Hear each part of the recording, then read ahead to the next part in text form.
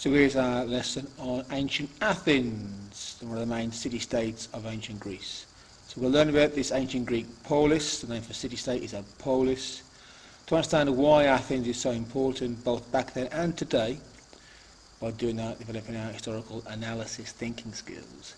Oligarchy, tyranny, explaining as we go along. We mentioned in the last lesson, oligarchy, tyranny, both ways of running cities, running countries. Mercenaries, Hippias is the guy's name. Cleisthenes, another guy's name. Demos, Kratos. Yeah? The people, power. The people, power in Greek. Revolution, weekly, citizen, pebbles. It sounds like little rocks. Ostrakon, freedom, patriotism, military, being to do with the army and fighting. So, let's get started. Before the year 510 BC, Athens was a fairly straightforward Greek city-state like lots of others. It was quite large by Greek standards because the Attica, where they were based, only had one city, Athens, so they had a big population compared to other Greek city-states. But in a lot of ways, not particularly outstanding city-state. They were mostly an oligarchy. That means there's a small group of rich and powerful men who ran the city. Sometimes ran well, often ran badly, but they passed power around amongst themselves. Rich and powerful men running the city between them, an oligarchy. And then this guy Hippias grabbed power. He was a tyrant. Here he is. He was a tyrant. He ran a tyranny, meaning he got rid of these guys. They were still around, didn't kill them or anything.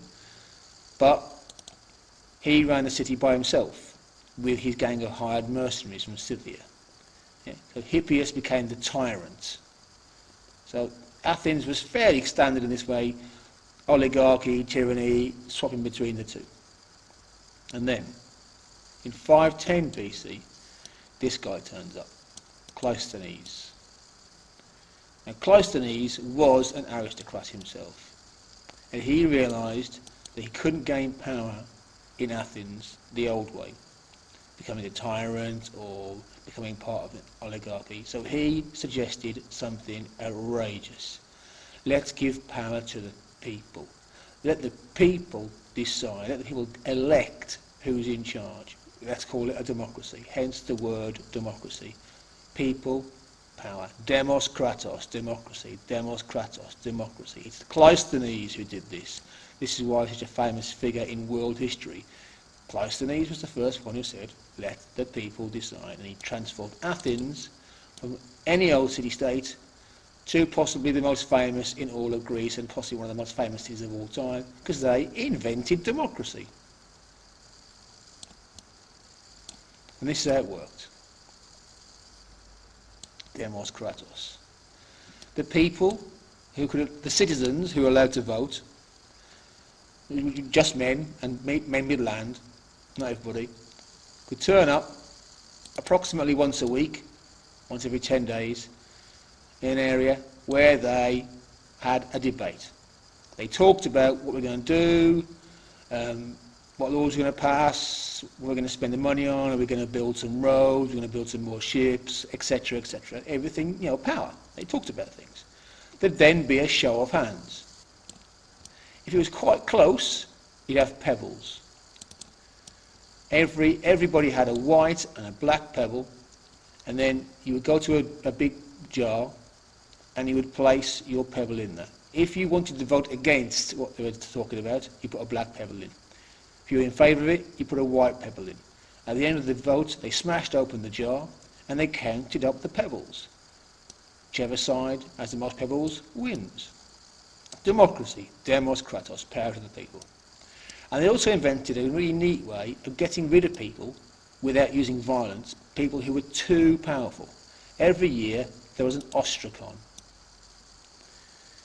You get a piece of pottery and everybody had the right to carve the name, that's Themistocles, to carve the name of somebody you disliked on this piece of pottery.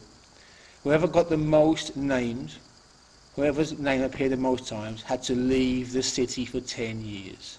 Ostrakon. Yeah. So if anybody got too powerful, too unpopular, they would be ostracised. We get the word today, chucked out. Yeah. And we know all about this because the pottery has survived. We have loads of these ostracons, these bits of pottery, people's names on them. So it's a really good way, they thought, of keeping things nice and under control. Not letting anyone get too powerful.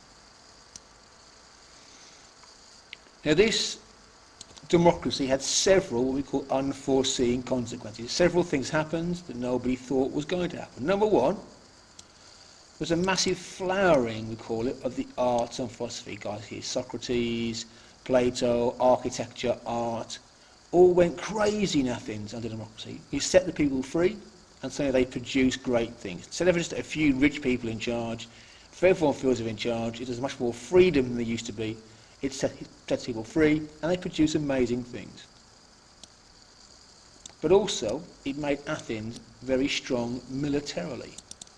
Nobody expected this. Until this point, obviously Sparta, no one can beat Sparta, everyone's still scared of Sparta. Athens, it's like any old city. But now, imagine for the first time, if you're one of these guys here, you're not working for somebody, you're protecting your city that you have a vote in. It made Sparta very strong militarily because it's made its soldiers very keen to fight. Yeah? They had a good reason to fight and risk their lives now in battle.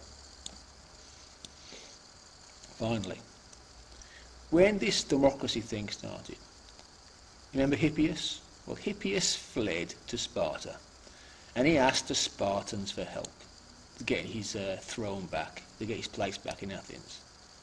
And the Spartans threatened the Athenians. They had better take Hippias back, forget this democracy business. The Athenians were afraid and they looked around for help. And they went, Athenians went over here to Sardis, which is this big city within the Persian Empire. And they asked the ruler in Sardis, the satrap, for his help and protection. They asked him, if Sparta attacks us, will you send Persian troops to protect us? Will you help us, be our ally? This guy said, yeah, of course, yeah. One thing, you've got to give me a jar of earth and a jar of water, which the Athenians did. Now, of course, what this means is, to the Persians' view, Athens has just surrendered to Persia. Athens has just said, we are no longer Athenians, we are Persians now. The Athenians didn't see it that way, they just were desperate and they would ask anyone's help, but the Persians certainly saw it that way, and it was going to partly lead to a lot more trouble later on.